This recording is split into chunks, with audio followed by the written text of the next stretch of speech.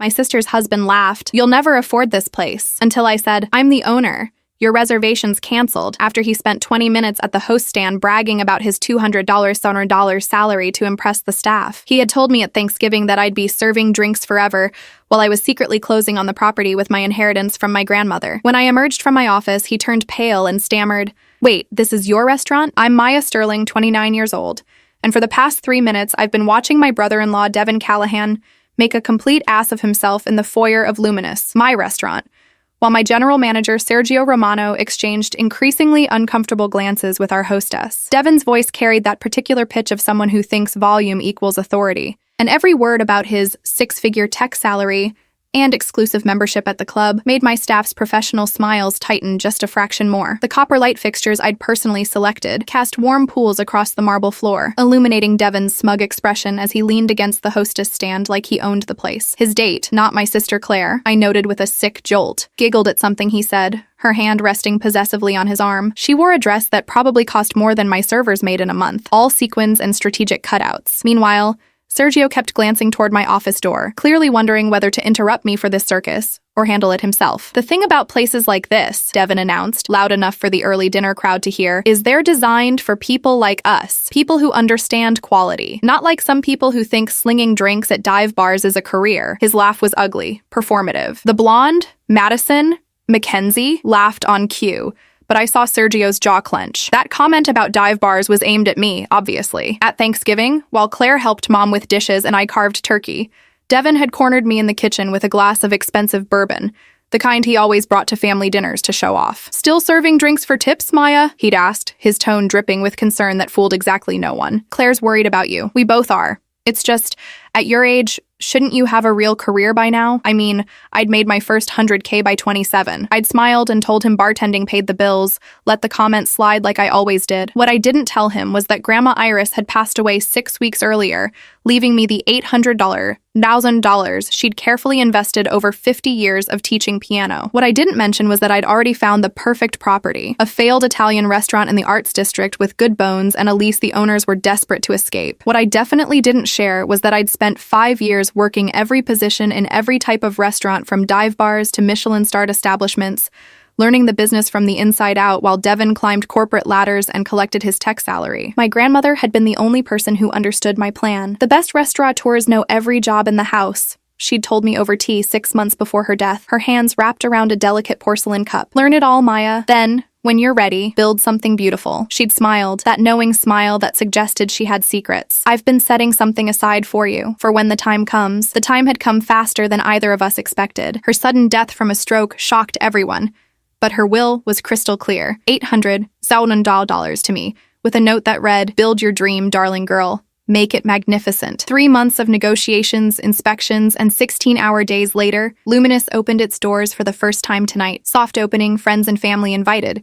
Except I'd deliberately kept this particular family member in the dark. "Listen," Devin was saying now, his voice taking on that mansplaining quality that made me want to throw things. "The service industry is fine for some people, but there's no real money in it unless you're like a celebrity chef. And even then," he paused as Sergio stepped forward. "Sir, your reservation was for 7:30. It's now 8:15, and we're running behind. Do you know who I am?" Devin interrupted, pulling out his phone. "I'm a senior director at Novak Tech Solutions. I bill clients 4 figures an hour. I think I can show up fashionably late to dinner without some—" He paused, his eyes scanning Sergio in a way that made me see red, without staff getting snippy about it. The casual classism, the barely veiled racism, the assumption that his inflated salary gave him permission to treat people like dirt. It was all so typically Devin that I almost laughed. Instead, I pushed open my office door and stepped into the dining room. The space looked exactly how I'd imagined it during all those late nights sketching layouts and reviewing tile samples. Exposed brick walls, floating shelves holding carefully curated ceramics, tables made from reclaimed wood that I'd sourced from a demolished church upstate. The open kitchen gleamed with new stainless steel, and through the pass, I could see my sous chef Amara Fletcher prepping the first orders of the night. The art on the walls came from local artists I'd commissioned, and the menu was a love letter to my grandmother's cooking filtered through modern technique. This wasn't some trust fund vanity project. This was 5 years of planning, learning, saving every tip, taking every shift, studying every aspect of the industry until I could dream in P&L statements. This was my grandmother's faith in me made tangible. Devin's back was to me as I approached, still lecturing Sergio about service standards in high-end establishments. The blonde noticed me first, her eyes widening slightly at my chef's whites, and the name embroidered on the breast pocket. Sterling, owner, chef. Is there a problem here? I asked, my voice cutting through Devon's monologue. He spun around, and I watched the blood drain from his face in real time. His mouth opened, closed, opened again like a fish pulled from water. Maya, why are you? This is my restaurant, I said simply, enjoying every microsecond of his confusion. Luminous. I'm the owner, and I'm also the executive chef, which you might have noticed if you'd bothered to look at the website when you made your reservation. Your restaurant? The words came out strangled. But you worked, past tense. I smiled. The same smile I'd given him at Thanksgiving when he'd told me I'd be serving drinks forever. I bought this place 3 months ago, renovated it, built the menu, hired the staff. We opened for soft opening tonight. I glanced at his date, who'd gone very quiet, usually friends and family for soft openings, but I see you brought company. The implication hung in the air like smoke. Devon's face cycled through several colors, red, white, and unfortunate purple. This is Madison, a colleague from work. Claire knows it's a business dinner. We're discussing the Riverside account. At 8:15 on a Friday night at a romantic restaurant while she's wearing that dress, I raised an eyebrow. Impressive dedication to client relations. Madison, I'd nailed the name, was already reaching for her coat. Actually, Devon, I just remembered I have an early morning tomorrow. I should probably— Madison, wait, but she was gone. Heels clicking rapidly toward the exit. Phone already out and presumably calling an Uber. Devon's hand shot out, gripping my forearm with enough force to hurt. You can't do this. You can't humiliate me like this. Do you have any idea what this looks like? Sergio moved forward, but I held up my free hand, stopping him. I looked down at Devon's fingers digging into my arm, then back up at his face. You have exactly 3 seconds to let go of me before I call the police and have you removed for assault. He released me like I'd burned him. Your reservation is canceled, I said calmly, though my heart was hammering. Sergio will validate your parking. You need to leave now. Claire's going to hear about this, he sputtered, gathering his coat with shaking hands. She's going to— You've always been jealous of what we have, of my success. I'm going to tell Claire everything, I interrupted, my voice cold. About Madison, about the business dinner, about how you grabbed me, and about the reservation you made under your mother's name so Claire wouldn't know you were here. I'd noticed that detail when Sergio showed me the reservation list earlier. But first, you need to leave my restaurant. He left, stumbling slightly, face purple with rage, promising this wasn't over. The door closed behind him with a soft click, and the dining room exhaled collectively. Sergio appeared at my elbow with a glass of water. You okay, chef? I took a sip, letting the cold settle my nerves. I'm perfect. Let's make sure tonight's service is flawless. I have a feeling we're about to have some family drama, and I want to face it with a successful opening behind us. Already on it, he grinned. For what it's worth, that was the most badass thing I've seen outside of a Tarantino movie. As I headed back to the kitchen, my phone buzzed. Claire, of course. Devon had probably already fed her some version of events that painted him as the victim. I silenced the call. She could wait. Right now I had a dining room full of guests and a kitchen full of staff who just watched me stand up to my bully of a brother-in-law. The first orders came through. My grandmother's braised short rib recipe, elevated with miso and preserved lemon, roasted carrots with caraway and smoked ricotta, my signature sourdough that took 4 days to develop. Each plate left the past perfect, because I'd learned long ago that the best revenge wasn't just success. It was excellence that couldn't be denied or dismissed. Devon had told me I'd never amount to anything beyond slinging drinks. He'd used his salary as a weapon to make me feel small every Thanksgiving, every Christmas, every family gathering. He'd convinced my sister that I was aimless, immature, wasting my potential. Tonight, I'd shown him exactly how wrong he was, and this was just the beginning. The kitchen hummed with controlled chaos, the beautiful kind where everyone knows their station and moves like dancers in a choreographed piece. I watched Amara plate a duck breast with blackberry gastrique, her hands steady despite the pressure of opening night. Through the pass, I could see the dining room filling up, hear the murmur of conversation rising like a tide. My phone buzzed again. Claire. Third call in 10 minutes. I wiped my hands on my apron and stepped into the narrow hallway between kitchen and office, finally answering. Where the hell do you get off embarrassing my husband in public? Her voice was shrill. No greeting. Devon just told me what you did, how you humiliated him in front of a client, how you kicked him out of some restaurant you're apparently working at now. Working at? I laughed. Harsh. Claire, I own it. Luminous is mine. I bought it, renovated it, built the entire concept from the ground up. Silence. Then, that's impossible. You don't have that kind of money. You're a bartender. Was a bartender, among other things. I leaned against the wall, suddenly exhausted. Grandma Iris left me money, $800,000. I used it to buy this place. She left you? Claire's voice cracked. She left you $800,000? She left you $50,000, if I remember the will correctly. And Mom got the same. The rest came to me because she knew I'd use it to build something. Which I did. This isn't fair. My sister's voice went small, wounded. She always loved you more. You were always her favorite. I spent time with her, I said quietly. I visited every week. I learned her recipes, listened to her stories. You were too busy with Devon's corporate dinners and country club events. So this is my punishment? You get everything, and I get to hear my husband came home ranting about how his trashy sister-in-law run some dive and threw him out? Trashy? The word hung between us. Is that what Devon called me? He said, look, he was upset. You embarrassed him in front of Madison, his colleague. I loaded the word with sarcasm. His Friday night business dinner colleague who was wearing a dress that cost more than our rent at a romantic restaurant. Under your mother-in-law's name so you wouldn't know. Another pause. Longer this time. What are you implying? I'm not implying anything. I'm telling you what I saw. Devon showed up here with another woman, bragged about his salary to my staff for 20 minutes, insulted me and the service industry, and then grabbed my arm hard enough to leave marks when I told him to leave. I pulled up my sleeve even though she couldn't see it, staring at the red fingerprints already darkening to bruises. You want to defend that? You're lying. But her voice wavered. Devon wouldn't. We're happy. We have a good marriage. Do you? I asked gently. Claire, when's the last time he came home before 9? When's the last time he took you somewhere nice without it being about impressing clients or colleagues? You don't know anything about my marriage, she hissed. You've never even had a serious relationship. You've always been jealous of what Devon and I have. I'm not jealous of someone who treats people like dirt because he makes good money. I straightened, hearing Sergio call my name from the kitchen. Look, I have a restaurant full of paying customers. We can talk about this later, but right now I need to work. Of course, work. Your little restaurant project. The bitterness in her voice was acid. I hope you fail, Maya. I hope you lose every penny Grandma gave you and end up right back where you started, serving drinks to drunks and wondering why your life went nowhere. She hung up before I could respond. I stood there for a moment,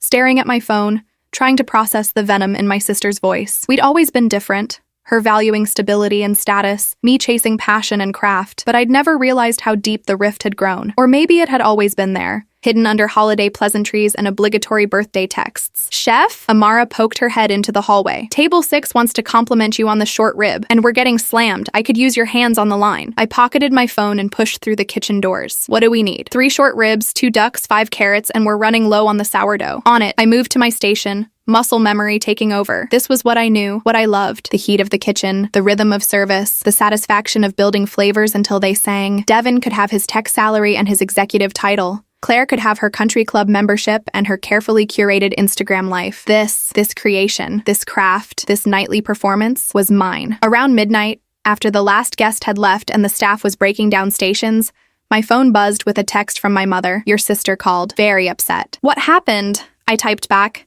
Devon brought a date to my restaurant. Not Claire. I kicked him out. 3 dots appeared, disappeared, appeared again. Finally, your restaurant? Long story. Can we talk tomorrow? Come for brunch. 11 a.m. Bring leftovers if you have any. I smiled despite everything. Mom had always been practical like that. Sergio found me in the office at 1 a.m. doing the night's counts. You should go home, chef. First day was a success. Don't ruin it by sleeping here. Just finishing up. I closed the laptop, rubbing my eyes. How'd we do? 93% table turn rate. Average check was $85 per person. And we got 6 reservation requests for next week from walk-ins who couldn't get in tonight. He grinned. I'd say we did pretty damn good. We did. I stood, grabbing my jacket. Thanks for handling Devon earlier. I know that was awkward. Are you kidding? That was the highlight of my night. Sergio walked me to the back door, waiting while I set the alarm. Guy needed someone to tell him he's not as important as he thinks. You just happened to do it with an audience. The drive home took 20 minutes through empty streets. I lived in a small 1-bedroom in a converted warehouse. Nothing fancy. But the rent was cheap and the landlord didn't mind my irregular hours. I'd been saving every penny for the restaurant, living on ramen and staff meals for 5 years. My apartment felt hollow after the noise and energy of service. I poured a glass of wine, a nice burgundy I'd been saving, and sat by the window, watching the city lights blur into stars. My phone lit up with a notification. Instagram. Someone had tagged Luminous in a post. I opened it, curious. It was Madison, Devon's colleague. The photo showed a screenshot of what looked like a text conversation with a timestamp from tonight. Devon, where did you go? We were having a nice time, Madison. I'm not interested in being someone's side piece while his wife sits at home. Lose my number. Devon, you're overreacting. It was just dinner. Madison, at your sister-in-law's restaurant that you clearly didn't know she owned? While lying to your wife about where you were? Hard pass. Also, she's incredibly talented and you're an asshole. The caption read, PSA, if you're married, don't take me to business dinners at romantic restaurants and lie about it, especially if your family might catch you. Dodged a bullet. Luminous. Best duck of my life. The post had 0 likes already. I scrolled through the comments, a mix of people applauding Madison for walking away, asking about the restaurant's location, and a few recognizing Devon's profile picture in the screenshots she'd included. My phone buzzed. Claire again. I almost didn't answer, but something made me pick up. Did you put her up to this? Her voice was ragged, like she'd been crying. Did you tell that woman to post about Devon online? I didn't even know she posted anything until just now. I pulled up the Instagram post again. Madison did that on her own. Everyone's seen it. His friends, his co-workers, his boss. They're all asking if it's true, if he's cheating, if God, Maya, do you have any idea what you've done? What I've done? I set down my wine glass carefully. Claire, I didn't make Devon take another woman out on what was clearly a date. I didn't make him lie to you about it. I didn't make him grab me hard enough to bruise when I called him out. And I definitely didn't make Madison post receipts on social media.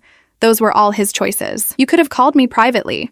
You could have handled this like family instead of humiliating him in public. Like family? I laughed bitterly. The way Devon treats me like family when he tells me I'm wasting my life. The way you treat me like family when you say you hope I fail. Silence. I'm your sister, Claire whispered finally. You're supposed to be on my side. I am on your side. That's why I'm telling you the truth about your husband. I stood, pacing to the window. Devon's been disrespecting you for months, probably longer. Taking business dinners with beautiful women, coming home late, acting like his salary makes him better than everyone else. You deserve better than that. You don't understand marriage. You don't understand compromise and partnership and accepting that your husband cheats as long as he pays the bills. I cut her off. That's not partnership, Claire. That's prostitution with a ring. The line went dead. I stood there holding my phone, wondering if I'd just destroyed my relationship with my only sister. Probably. But watching Devon parade another woman through my restaurant while Claire sat at home believing his lies, I couldn't let it slide anymore. Someone had to tell her the truth, even if she hated me for it. My phone buzzed with a text from an unknown number. This is Amara. Sergio gave me your number. Just wanted to say you're a badass and tonight was incredible. Can't wait for tomorrow's service. Then another from Sergio. Check the reservations. We're fully booked through next Friday. Word spreading fast. And one more, from a number I hadn't seen in years. My cousin Rebecca just saw Madison's post. Holy shit. Is it true? Do you really own a restaurant? Why didn't you tell anyone? I typed back, soft opening was tonight. Wanted to make sure it worked before I made a big announcement. Well, it's definitely a big announcement now. Devon's trending on Twitter. Someone made a meme. I pulled up Twitter and immediately regretted it. Someone had screenshot Madison's Instagram post and paired it with a photo of Devon from his company website, creating a side-by-side with the caption, CEO of Bad Decisions. It had 50 Aziozaurant retweets. My phone rang. Mom, before you say anything, I started, but she cut me off. I just saw the posts. Is it true? Did Devon really bring another woman to your restaurant? Yes. And you own the restaurant? Luminous? That beautiful place with the exposed brick in the arts district? Yes. A long pause. Then, why didn't you tell us you were opening a restaurant? I wanted to make sure it would succeed first. I didn't want to announce something and then fail publicly. I sank onto the couch. And honestly, I was tired of Devon making comments about my career choices. I wanted to prove myself before I gave him ammunition. Well, Mom's voice was dry. I think you proved yourself tonight. Your sister is devastated, by the way. She's been calling everyone, trying to do damage control. She called me twice, both times to tell me I ruined her life. She's hurt and embarrassed. Give her time. A pause. For what it's worth, I'm proud of you. Your grandmother would be too. She always said you had more drive than anyone gave you credit for. Thanks, Mom. My throat tightened unexpectedly. Now get some sleep. Tomorrow's going to be intense, and if those online posts are any indication, you're about to get very, very busy. She was right. By morning, Luminous had 50 new Instagram followers, 3 requests for media interviews, and a waiting list for reservations that stretched into next month. The meme had evolved. Someone created a version showing Devon's face photoshopped onto a surprised Pikachu with the caption, "When you trash talk your sister-in-law's dead-end job and she owns the restaurant." I should have felt victorious. Instead, I felt hollowed out, thinking about Claire's voice on the phone. About how years of Devon's manipulation had convinced her that defending him was the same as defending herself. About how my success somehow felt like proof of her failure. But I also thought about Madison walking away with her dignity intact. About Sergio's grin when he talked about table turn rates. About Amara's text calling me a badass. About the guests who'd left satisfied, already planning to come back. I'd built something real, something mine. And if Devon and Claire couldn't celebrate that with me, then maybe we'd never been as close as I thought. My alarm went off at 9 a.m. Time to prep for brunch service with Mom. I dragged myself out of bed, showered, and carefully packed up portions of last night's leftovers. Short rib, duck, the sourdough bread. Then I drove across town to my childhood home, preparing for whatever conversation waited there. Mom's house smelled like coffee and the cinnamon rolls she made every Sunday. a scent so deeply embedded in my childhood that walking through the door felt like traveling backward in time. I found her in the kitchen, already setting the table with her good dishes, the ones she saved for holidays and important conversations. "Sit," she pointed to a chair while pouring coffee, "and show me what you brought." I unpacked the containers, watching her face as she lifted each lid. Her expression shifted from curious to impressed to something that looked like wonder. "Maya, this is restaurant quality. This is..." She tasted the short rib, closed her eyes. "This is your grandmother's recipe, but different. Better, somehow." "Not better, evolved." I poured cream into my coffee. She taught me the bones of it. I just added my own techniques. She would have loved this. Mom sat across from me, her eyes suspiciously bright. "I wish she could have seen your restaurant." She knew. I showed her the note from Grandma's will, the one I'd framed and hung in my office. She knew exactly what I was building. She believed in me when no one else did. "That's not fair. I always believed in you. You worried about me. There's a difference." I wasn't angry, just stating facts. "You wanted me to be stable, secure. Grandma wanted me to be extraordinary." Mom was quiet for a moment, spreading butter on a cinnamon roll with unnecessary focus. "Your sister came by last night, 2 a.m, hysterical. About Devin? About everything. The Instagram post went viral. Did you see? Devin's been getting calls from his boss, from HR. Apparently taking clients to romantic dinners and lying about it violates their ethics policy." She looked up. "His company put him on administrative leave pending an investigation." Good. The word came out harsher than I intended. He should face consequences for his actions. Claire doesn't see it that way. She sees her marriage imploding and blames you for lighting the match. I didn't light anything. Devin did, every time he stepped out on her. I pushed my coffee away. "How long have you known?" "Known what?" "That Devin cheats. That he treats Claire like an accessory. That their marriage is a performance." Mom sighed, suddenly looking older. "I've suspected for about a year. Little things, late nights, vague explanations, the way he'd redirect conversations. But Claire seemed happy, or at least content, and I thought, maybe I was wrong. Maybe I was seeing problems that weren't there." "You weren't wrong." I pulled up my sleeve, showing her the bruises Devin left. "He did this last night when I told him to leave. In front of my staff, in front of Madison." Mom's hand flew to her mouth. "Did you report it?" "Not yet, but I will if he comes near me or the restaurant again." I covered the marks. "Claire accused me of jealousy, said I've always wanted what she has." "That's Devin talking, not her." Mom reached across the table, gripping my hand. "He's been poisoning her against you for years. Every Thanksgiving, every Christmas, I'd hear him make little comments about your lifestyle choices, your lack of ambition." Claire would laugh like it was a joke, but it wasn't. "He was systematically tearing down your relationship." "Why didn't you say something?" "Because Claire is an adult who made her choice. And because..." She paused. "Because I hoped I was wrong about him.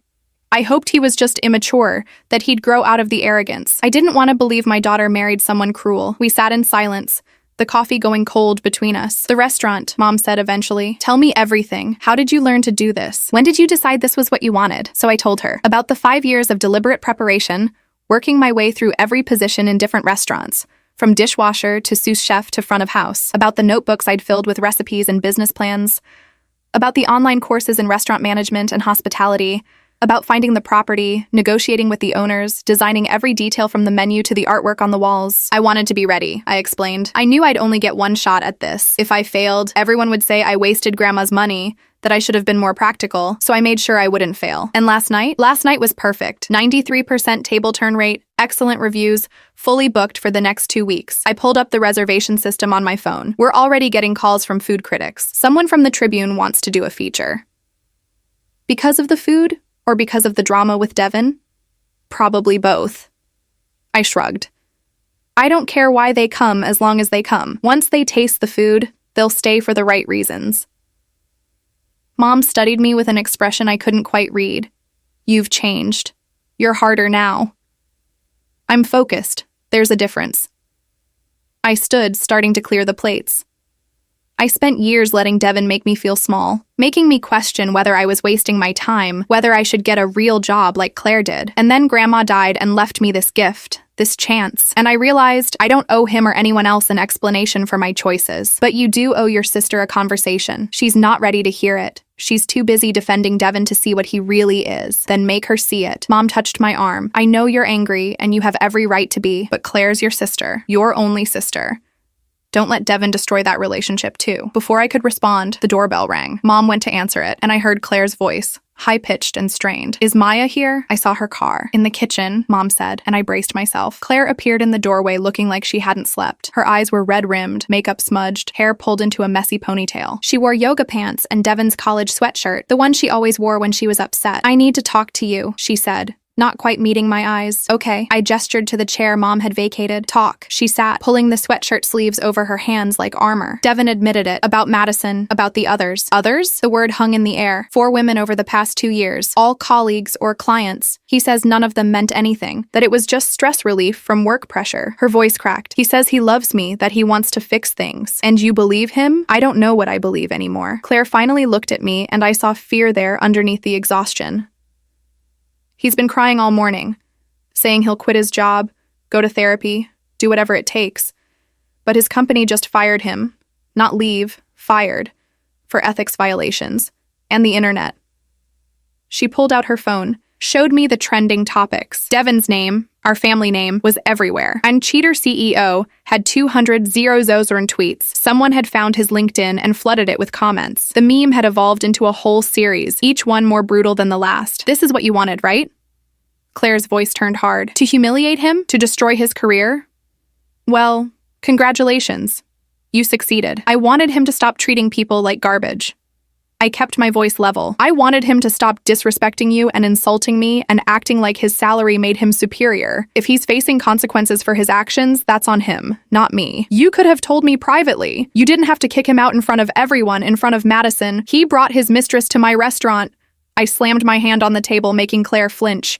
He stood in my establishment, the one I built with Grandma's money, and bragged about his salary while insulting everything I've worked for. He brought another woman there to impress her. To show off, all while you sat at home thinking he was at some legitimate business function. What exactly was I supposed to do? Smile and serve him dinner? You were supposed to be my sister first. Claire's voice broke completely. You were supposed to care about me more than scoring points against Devin. This isn't about scoring points. This is about you refusing to see what's right in front of you. I softened my tone slightly. Claire, he grabbed me, hard enough to bruise. When I caught him cheating, his first instinct was violence. Is that really the man you want to fight for? She looked at my arm, at the purple fingerprints still visible. Her face crumpled. He said you attacked him first. And you believed him? I don't know what to believe. Everyone's telling me different things. Devin says you've always hated him, that you manipulated the situation. Mom says he's been cheating for years.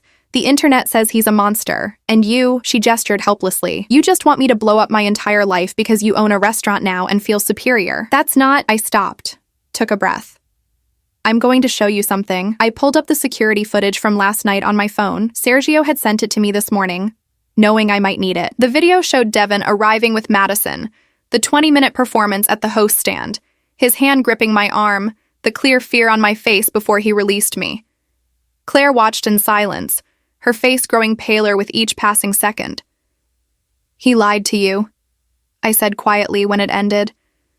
About Madison, about the bruises, probably about a lot of things. And I'm sorry. I'm so sorry you married someone who would do this.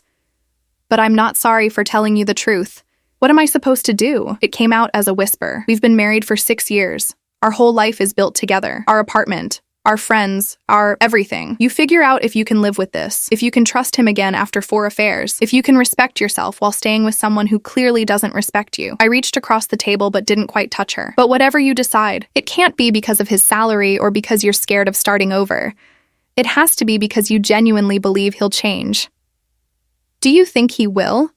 I thought about Devin's face last night, the rage, the entitlement, the complete lack of remorse until he got caught. No, I said honestly. I don't think people like Devin change. I think they just get better at hiding it. Claire stood abruptly, chair scraping. I need to go. I need to think. Wait, I caught her arm gently. Are you safe at home? If Devin's feeling cornered, if he's been drinking, he's at his mother's place. I made him leave this morning. She pulled away. I'm staying with Mom for a few days while I figure things out. Good. That's good. I wanted to hug her, but the space between us felt insurmountable. Claire, I love you. Everything I did last night, I did because I love you, and I'm tired of watching him treat you like you're not enough. If you love me, you'll take down those social media posts. You'll tell people it was a misunderstanding. I didn't post anything. Madison did, of her own accord, and I can't control what strangers do with that information. Can't or won't. Can't, but also won't. I met her eyes. Devin made his choices. He brought another woman to a public place, lied to you about it, and got caught. That's not my fault, and I'm not going to lie to protect him from the consequences. Claire left without another word. I heard her talking to Mom in low voices near the door. Heard the soft click as it closed. Then Mom was back, sitting across from me with tired eyes. That went about as well as expected, she said dryly. She thinks I'm the villain here. She thinks Devin is the victim, And you're the villain. Give her time to see clearly. Mom squeezed my shoulder. Right now, she's grieving. Her marriage is falling apart, her husband's career is destroyed, and everything she thought was solid is turning to sand. She needs someone to blame, and you're easier to be angry at than Devin. That's messed up. That's human. Mom started clearing dishes. In the meantime, you have a restaurant to run. Don't let this family drama derail your success. She was right. I'd worked too hard, sacrificed too much to let Devin and Claire's marriage problems overshadow what I'd built. I spent the rest of Sunday at Luminous, prepping for the week ahead. Sergio had already posted next week's specials: pan-roasted halibut with fennel, lamb loin with mint pesto, a vegetarian tasting menu that Amara had designed. The reservation book was completely full, with a waiting list that grew every hour. Around 6 p.m., while I was testing a new dessert, lavender creme brulee with honey tuile, my phone rang. Unknown number. Luminous, I answered, assuming it was a reservation request. This is Patricia Chen from the Tribune, a woman's voice, professional and warm. I'm hoping to schedule an interview about your restaurant. I've been hearing incredible things. I appreciate that, but we're pretty slammed right now with opening week. I also wanted to ask about Devin Callahan. I closed my eyes. Of course you do. Look, I know this is complicated. Patricia's tone shifted, more human. But the story that's circulating online, about a woman opening a successful restaurant with her grandmother's inheritance, while her brother-in-law mocked her career choices, then getting caught cheating at that same restaurant. It's compelling. People are invested. People are nosy. True, but they're also rooting for you. The response to Madison's post has been overwhelmingly supportive. You're being painted as the underdog who succeeded despite her family's doubts. A pause. I'd like to tell that story properly. Not the tabloid version, but the real one. How you built Luminous, what your grandmother meant to you, why you chose this career path. I thought about it. The story was already out there, spinning in whatever direction the internet chose. At least with a legitimate interview, I could control the narrative. One condition, I said. This isn't about Devin or my sister. It's about the restaurant, about the food, about what I've built. If you want to mention the family drama as context, fine. But the focus is Luminous. Deal. Can you do Tuesday morning before service? We scheduled it and hung up. I went back to the creme brulee, torching the sugar with more force than strictly necessary. My phone buzzed with a text from an unknown number. This is Madison. I'm sorry if my post caused problems for you. I was angry and didn't think about the fallout. If you want me to delete it, I will. I typed back, don't delete it. You told the truth. That's never wrong. Devin's been messaging me all day, begging me to say it was all a misunderstanding. Is he threatening you? Not exactly. More like guilt tripping, saying I ruined his life, his marriage, his career. He ruined those things. You just documented it. Thanks. I needed to hear that. Also, your duck was seriously incredible. If I make a reservation for next month, will it be weird? I smiled despite everything. Not weird at all. Ask for Sergio when you call. Tell him you're a friend of mine. The next few days blurred together in the chaos of a successful opening. Press coverage from Patricia's article, which was fair and focused primarily on the food and my culinary journey, brought another wave of reservations. Food bloggers came and posted glowing reviews. A cooking show producer called about a possible feature. Devin went silent on social media, deleting all his accounts. According to Mom, Claire had filed for separation and was staying in their apartment while Devin lived with his mother. The divorce papers were drafted, but not yet served. She was giving him one last chance to prove he'd changed, which I thought was optimistic at best. I tried not to think about it, tried to focus on the nightly services, on perfecting each dish, on training my staff to the exacting standards I'd set. But late at night, after the last ticket was cleared and the kitchen was spotless, I'd lie awake wondering if I'd done the right thing. Not about exposing Devin, that was absolutely right, but about the collateral damage, about Claire's pain and anger, about whether our relationship could ever be repaired. 2 weeks after opening night, I arrived at Luminous for lunch prep and found Devin waiting outside. He looked terrible. Unshaven, wearing sweatpants and a wrinkled jacket, eyes bloodshot and face gaunt. For a moment, I almost felt sorry for him. Almost. We're not open yet, I said, keys in hand. I know. I wanted to talk to you privately. His voice was hoarse, stripped of its usual arrogance. Please, Maya, 5 minutes. Every instinct screamed at me to refuse, to call the police, to get inside and lock the door. But curiosity won out. 5 minutes, out here, in public view. He nodded, hands shoved deep in his pockets. I need you to help me fix this. Fix what, exactly? Everything. My career, my marriage, my life. He laughed bitterly. You destroyed everything with one Instagram post. Madison posted that, not me. And she posted the truth. The truth? His voice rose. The truth is that I made mistakes, but nothing that warranted this level of public execution. I lost my job, Maya. My reputation is ruined. Claire won't talk to me except through lawyers. All because you couldn't keep family business private. You brought your mistress to my restaurant. I kept my voice steady. You stood in my establishment and insulted everything I've worked for. You grabbed me hard enough to bruise when I called you out. Those weren't mistakes, Devin. Those were choices. I was drunk. You were sober when you made the reservation under your mother's name so Claire wouldn't know. You were sober when you picked up Madison. You were sober when you spent 20 minutes bragging to my staff about your salary. I stepped closer, and he actually flinched. You've been making choices like this for years. You just finally got caught. I'm asking you, as family, to help me fix this. Issue a statement saying it was all a misunderstanding. Tell people Madison and I were discussing legitimate business. Say you overreacted. I'm not going to lie for you. Then you're going to force me to take legal action. His tone shifted.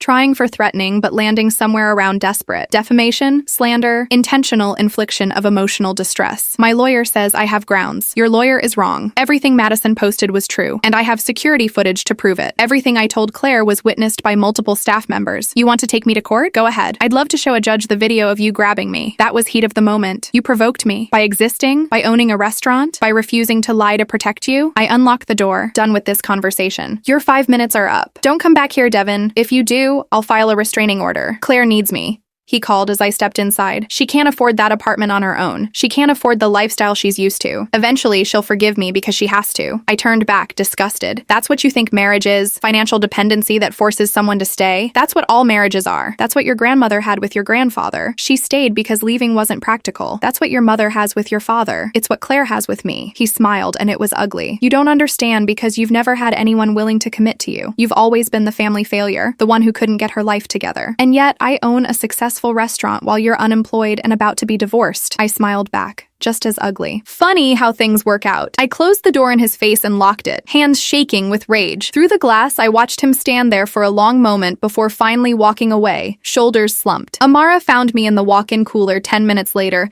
pretending to inventory stock while actually just trying to calm down. You okay, chef? Devin was here. I know. Sergio saw him on the security feed and called the cops. They're on their way to take a statement about the trespassing. He didn't come inside. He loitered outside a private business after being told to stay away. That's enough. She touched my shoulder gently. You're allowed to protect yourself, you know. You don't have to be the bigger person all the time. I'm tired, I admitted. I'm tired of family drama overshadowing what we're doing here. I just want to cook and run my restaurant and not deal with Devin's implosion. Then let's cook. Amara grabbed a crate of vegetables. We've got 47 reservations tonight, and I heard that food critic from Eater is coming incognito. Let's show them what Luminous is really about. She was right. I'd spent too much energy on Devin's drama and not enough on what actually mattered. For the next 8 hours, I focused exclusively on prep work, breaking down fish, testing new flavor combinations, perfecting the timing on each component of each dish. The police came and took my statement about Devin's visit.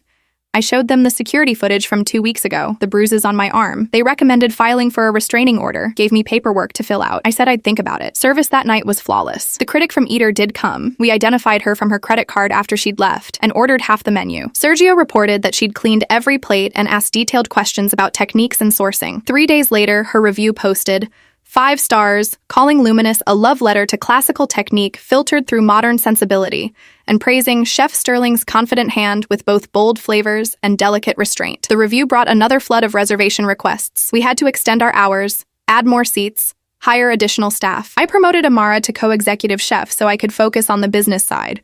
Ordering, scheduling, finances. The restaurant I'd dreamed about for 5 years was becoming real, sustainable, successful. Claire and I didn't speak for a month. Mom gave me updates. Claire had moved to a smaller apartment, gotten a job at a design firm, was going to therapy. The separation from Devin was holding, though he kept trying to convince her to give him another chance. She'd blocked his number, but he'd show up at her workplace, send letters through his mother, leave messages with mutual friends. He's desperate, Mom reported during one of our weekly lunches at Luminous. His mother cut off his funding after the affair came out.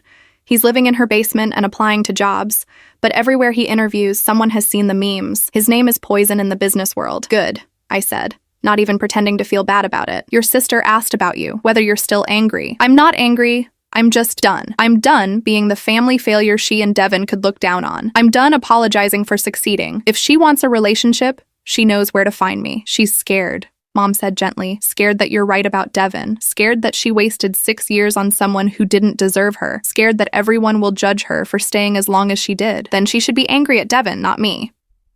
She's angry at herself. You're just easier to focus on. I knew Mom was right, but I also knew I couldn't fix Claire's feelings for her. She needed to work through this on her own, decide what she wanted independent of Devin's manipulation or my opinions. 6 weeks after opening night, Claire showed up at the restaurant.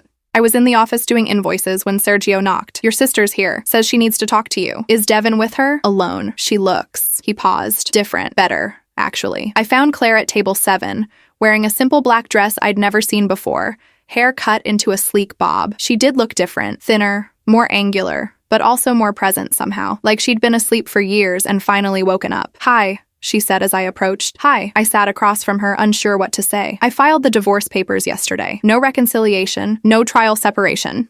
Just done. She twisted the napkin in her lap. It took me 6 weeks to accept what you saw in 6 seconds, that Devin is never going to change. That staying means accepting abuse, that I deserve better than financial security in exchange for dignity. I'm glad you're filing. I'm terrified, she admitted. I haven't been single since college. I don't remember how to date or how to make decisions without considering someone else. But I'm also, she looked around the restaurant, at the exposed brick and floating shelves in the kitchen visible through the pass. I'm angry at Devin for being who he is, but also at myself for letting him make me small, for believing him when he said you were wasting your life, for choosing his ego over my own sister. Claire, let me finish. She held up a hand. I owe you an apology. A real one, not a deflection or excuse. I'm sorry I didn't believe you about Devin. I'm sorry I chose defending him over supporting you.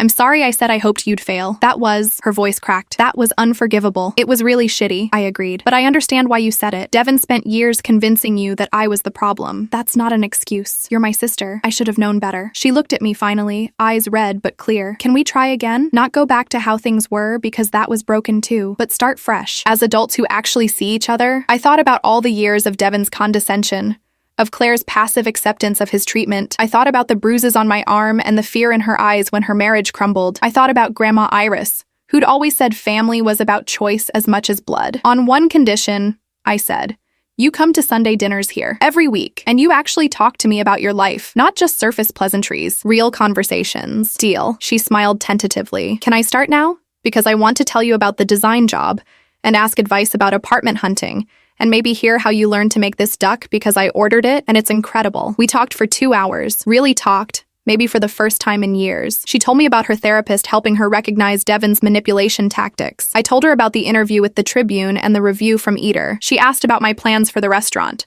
whether I'd expand, whether I'd considered a second location, what Grandma would think. She'd be proud, I said, of both of us. You for leaving, me for building this. I think she'd be smug about being right, Claire said. She always told me Devin was trouble. I should have listened. She told you that? At their engagement party. She pulled me aside and said, that boy loves your status more than he loves you. I laughed it off as old-fashioned thinking.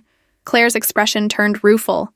Turns out old-fashioned wisdom was right. As she left, she hugged me, really hugged me, tight and genuine. Thank you, she whispered, for not giving up on me even when I gave up on myself. 3 months after opening night, Luminous was named one of the 10 best new restaurants by a major food publication. The article featured a full-page photo of me in the kitchen, plating the short rib that had become our signature dish. The write-up praised my technically excellent cooking married to emotional resonance, and called the restaurant a love letter to family and craft. Claire texted me a screenshot of the article at 6 a.m. This is incredible. So proud of you. Mom followed minutes later. Your grandmother would be beside herself with joy. Even my dad, who rarely texted, sent a message.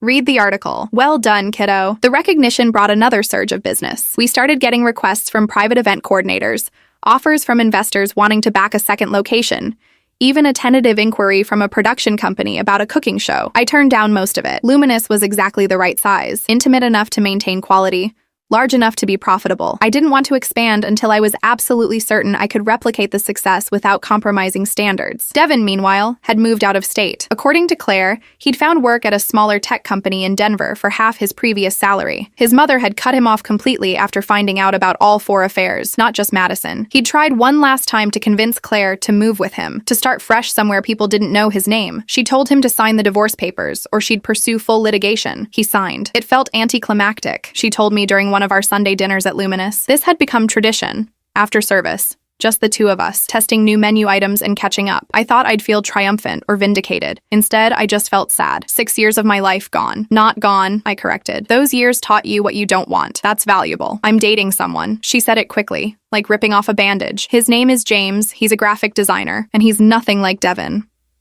Quiet, thoughtful, genuinely interested in what I have to say. It's terrifying. Why terrifying? Because I keep waiting for the other shoe to drop. for him to turn cruel or controlling or to start making comments about my career. She pushed food around her plate. I don't trust my own judgment anymore. Then trust your therapist's judgment. What does she say? That I'm projecting Devon's behaviors onto someone who hasn't earned that suspicion. That part of healing is learning to trust again, carefully and with boundaries. Smart therapist. She also says I need to forgive you. I looked up, surprised. For what? For being right about Devon when I wasn't ready to hear it? For succeeding when I felt like I was failing? For being strong when I felt weak? Claire met my eyes. She says holding on to resentment is like drinking poison and expecting the other person to die. That's a cliche, but accurate. And so I'm forgiving you for making me face reality before I was ready. She smiled. And I'm thanking you for caring enough to tell me the truth even when it cost our relationship. It didn't cost our relationship, it just forced it to evolve. We clinked glasses, mine sparkling water since I was still technically working, hers a nice Sancerre from our carefully curated wine list. The divorce was finalized 4 months after Claire filed. She didn't tell me immediately. I found out when Devon's mother, of all people, showed up at Luminous during lunch service. Lorraine Callahan was a stern woman in her 60s, impeccably dressed and radiating old money disapproval. I'd met her maybe 5 times during Devon and Claire's marriage, and she'd never seemed particularly fond of me. Mrs. Callahan. I emerged from the kitchen, wiping my hands. Can I help you? I wanted to speak with you privately. Her voice was clipped, formal. If you have a moment. I led her to my office, wondering what fresh drama was about to unfold. She sat ramrod straight, purse clutched in her lap like a shield. I owe you an apology, she said without preamble. I raised my son to believe his success entitled him to certain behaviors. I enabled his sense of superiority, made excuses for his treatment of others, and turned a blind eye to his moral failings.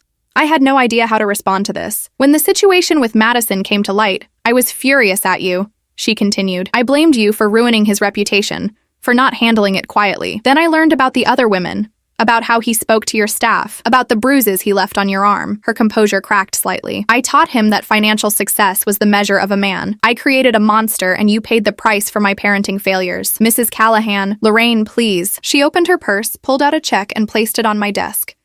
This is for $20,000. I know money can't undo the harm Devon caused, but I want to contribute to your business as restitution.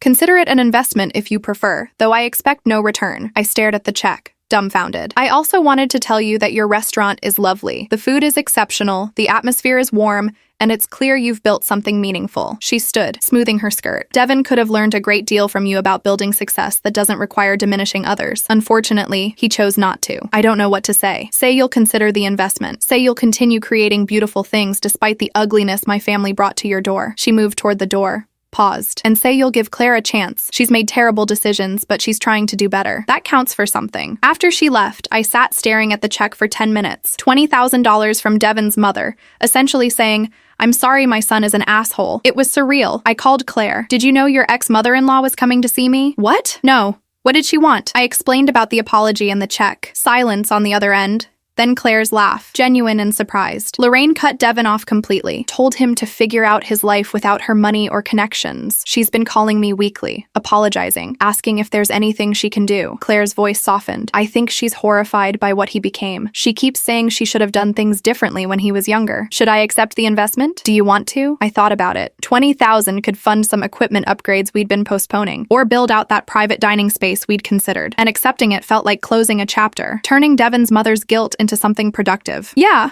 I decided. I think I do. 6 months after opening, we hosted our first anniversary celebration. I invited everyone who'd supported Luminous, staff, regular customers, my family. Even Madison came, bringing her new boyfriend and laughing about how she'd become internet famous for outing a cheater. I got promoted at work because of it, she confided. Turns out standing up for yourself publicly plays well in corporate environments.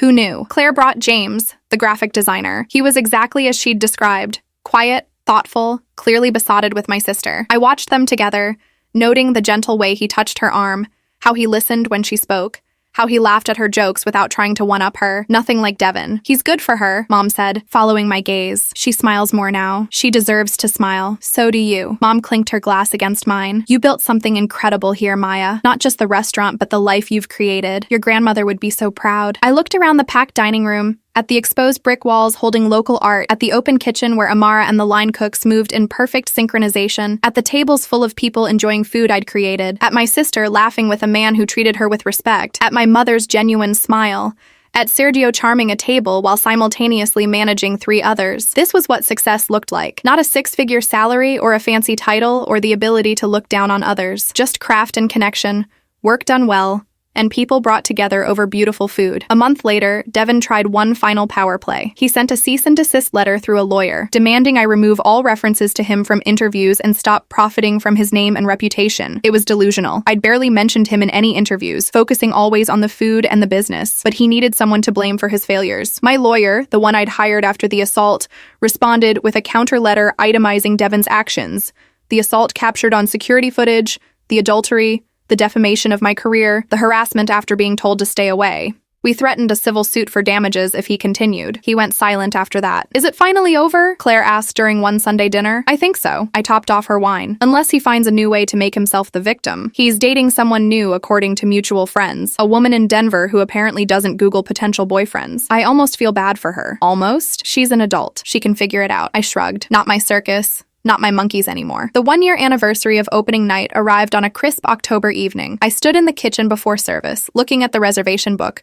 Fully booked, as always now, with a 2-month waiting list. The staff moved around me with practiced efficiency, each person knowing their role perfectly. Amara caught my eye and grinned. Ready for another year, chef? Ready for 10 more, I replied. Service that night was flawless. Every dish left the pass perfect. Every table left satisfied.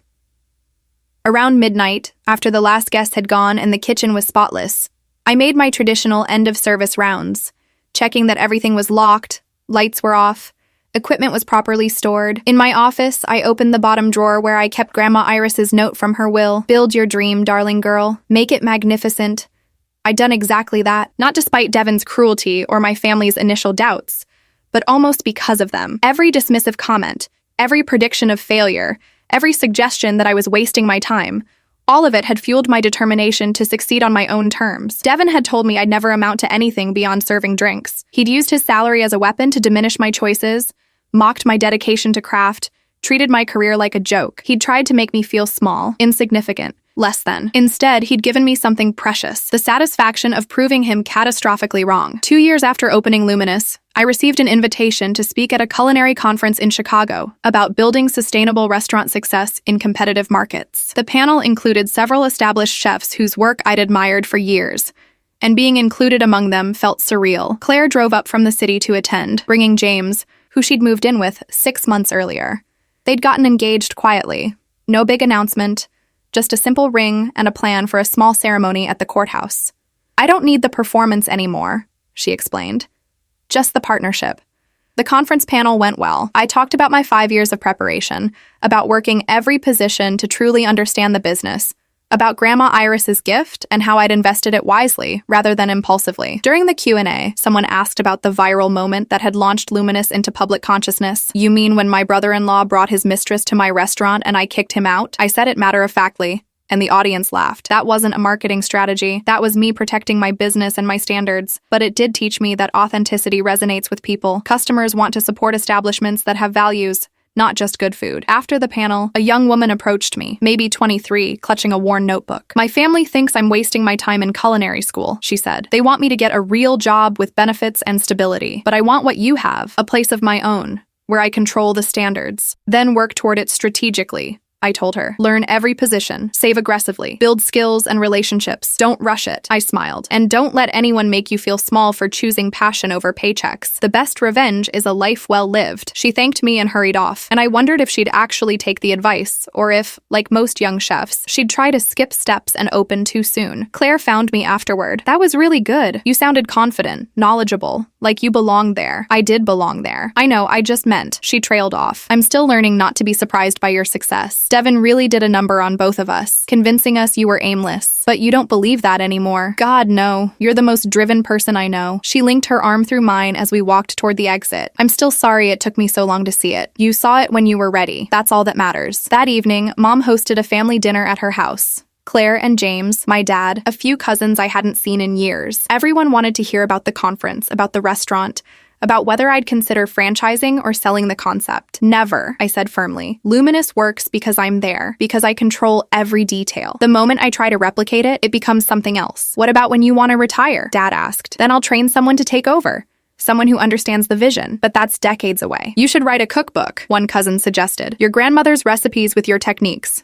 It would sell. I'd actually been approached about exactly that by a publisher, but hadn't decided yet. The idea of sharing grandma's recipes felt both honoring and exposing, like giving away family secrets. Maybe someday, I hedged. We ate Mom's roast chicken and talked about normal things. Vacations planned, home repairs needed, neighborhood gossip. It was comfortable, easy, nothing like the tense family gatherings of the Devon era where every conversation felt like navigating a minefield. This is nice, Claire said softly as we cleared dishes. All of us together without drama. Without Devon, you mean? Yeah, without him. She scraped a plate into the trash. I saw him on LinkedIn last week. He's working at some startup in Denver, still tech sales. His profile picture is him at a climbing gym looking very midlife crisis. Good for him, I guess. I used to check his social media obsessively, after the divorce, looking for signs he was suffering, that karma was getting him. She loaded the dishwasher. Then I realized I was giving him space in my head that he didn't deserve, so I stopped looking. That's growth. Therapy's expensive but effective. She dried her hands. I'm thinking of going back to school. Design degree? Maybe interior design specifically. James thinks I'd be good at it. You would be. You always had an eye for spaces. Yeah, well, I spent 6 years designing a life around Devon's ego. Might as well use those skills for something productive. 3 years after opening, a prestigious food magazine asked to feature Luminous in their American Classics issue, restaurants that had achieved iconic status through consistency, quality, and cultural impact. The photo shoot took 2 days, with a crew of 6 capturing every angle of the space. The feature ran with a full spread, glossy photos of the exposed brick, the open kitchen, close-ups of signature dishes. The interview focused on my philosophy: excellence without ego, craft without pretension, building something meaningful through relentless attention to detail. Devon's name didn't appear once. Madison's viral post was ancient history. The narrative had shifted completely. I was just a respected chef running a successful restaurant, and the drama that launched us into public consciousness was a footnote, barely relevant. That felt like the ultimate victory. Not that Devon had suffered, though he had. Not that I'd been publicly vindicated, though I was, but that his opinion of me had become utterly irrelevant. The man who'd tried to make me feel worthless was now just a forgettable supporting character in my story. Claire texted me when the magazine hit stands. You did it. You built something so good that the beginning drama doesn't even matter anymore. That's the real success. She was right. I'd set out to prove I could build a thriving business, that my career choices were valid, that I didn't need anyone's approval to succeed. Mission accomplished. 4 years in, we won a James Beard Award, Best New Restaurant in our region. Standing on stage in a borrowed dress, holding the medallion, I thought about Grandma Iris and wished she could see this. Then I realized she'd probably known all along, had bet on me when everyone else saw only risk. This award belongs to my grandmother, I said into the microphone. She taught me that the best restaurants aren't about ego or flashiness. They're about consistent excellence and making people feel seen. Everything I do at Luminous honors her memory and her lessons. Thank you. Claire was crying in the audience, proud tears this time instead of hurt ones. Mom was beaming. Even my dad looked misty. Later at the after party, a journalist asked if I'd heard that Devon Callahan had recently been fired from his Denver job for sexual harassment. The story had made rounds on Twitter. Another woman coming forward, another pattern of behavior. I haven't been following his career, I said honestly. My focus is on building my own success, not tracking his failures. But doesn't it feel vindicating? He dismissed your career, and now you're an award-winning chef while he's— I don't need vindication, I interrupted gently. I have my restaurant, my family, my work. That's enough. It was true. I'd wasted enough energy on Devon during those early days, the anger, the need to prove him wrong, the satisfaction at his downfall. Now he was just a guy I used to know who made bad choices. His life didn't affect mine anymore. That was real freedom. 5 years after opening Luminous, I finally agreed to write the cookbook. Grandma Iris's recipes with my annotations, stories about learning at her knee, reflections on building a business from love and loss. The advance was substantial enough to let me expand the kitchen, upgrade equipment, and give my staff raises. Claire designed the cookbook's layout and art direction. Working together on it healed something between us that years of Sunday dinners hadn't quite reached. She understood how to translate memory into visual language, how to make the pages feel warm and inviting. This is my favorite project I've ever worked on, she admitted during one late-night design session in my apartment. It feels meaningful, you know? Like we're preserving something important. We're preserving her, I agreed, making sure her influence lives beyond us. The cookbook launched to strong reviews and steady sales. Not a blockbuster, but solid. The kind of book that would stay in print for years, that people would gift to daughters and granddaughters learning to cook. A month after publication, I got a message through the publisher's website. It was from Devon's new girlfriend, or ex-girlfriend, based on the message content. She'd read the cookbook, recognized my name from old stories Devon had told, and wanted to thank me. He spoke about you sometimes, she wrote, always dismissively, always implying you'd failed or given up. When I found your cookbook and looked up Luminous, I realized he'd lied about everything. You're accomplished and successful, and he's not. Anyway, I left him. Thank you for existing as proof that his version of reality isn't real. I showed the message to Claire during our next Sunday dinner. Should you respond? She asked. I don't think so. What would I say? Thanks for validating my success by leaving my ex-brother-in-law. I deleted the message. She did what she needed to do. That's enough. You're very zen about all this now. I'm very over it, I corrected. Devon is someone who happened to me years ago. He doesn't get any more of my time or energy. What if he shows up again? Tries to cause more problems? Then I'll handle it the same way I handled it before, with boundaries and consequences. I refilled our glasses. But honestly, I don't think he will. He's moved on to new victims, new delusions. I'm irrelevant to him now too. Good. You deserve to be irrelevant to him. We toasted to irrelevance, to freedom, to building lives that didn't require anyone's permission or approval. On Luminous's 6th anniversary, I stood in the kitchen before service, looking around at my team. Amara, now a full partner in the business. Sergio, managing a second location we'd carefully opened last year. New faces who'd joined us and learned our standards. The restaurant had evolved. We'd added a bakery component, started a line of packaged goods sold in specialty stores, developed a catering arm for private events. But the core remained the same. Excellent food, warm service, space that felt like home. I'd started mentoring young chefs, offering externships to culinary students, teaching the lessons I'd learned about building sustainable success. Some would make it, some wouldn't, but they'd all leave better trained than when they arrived. Ready for year 7, chef? Amara asked, tying her apron. Ready for year 70, I replied. That night's service was perfect. Every ticket smooth, every table happy, every dish exactly right. Around midnight, after everyone had left and I was doing final checks, I paused in the dining room, letting myself feel the full weight of what I'd built. 6 years ago, Devon had tried to make me feel worthless. He'd mocked my choices, dismissed my work, used his salary as proof of his superiority. He'd brought his mistress to what he thought was just another restaurant where I was probably serving drinks. Instead, he'd walked into my establishment, my creation, my proof that every dismissive comment had been wrong. He'd discovered in the most humiliating way possible that the sister-in-law he'd looked down on had built something he never could, something requiring actual skill, dedication, and vision beyond quarterly earnings. The best revenge wasn't his divorce or his job loss or his damaged reputation, though those were satisfying. The best revenge was my contentment, my success, my life built exactly how I wanted it, with no need for his approval or anyone else's validation. I locked up Luminous and drove home through quiet streets, thinking about tomorrow's prep and next week's menu changes and the catering job we had next month. Normal thoughts about a normal business I'd built from inheritance, determination, and my grandmother's faith. Devon was probably somewhere right now, still convinced his failures were someone else's fault, still searching for the next person to impress or control. Maybe he'd learned something. Probably he hadn't. Either way, it didn't matter. He'd become what he deserved to be, irrelevant, and I'd become what I'd always been meant to be, excellent.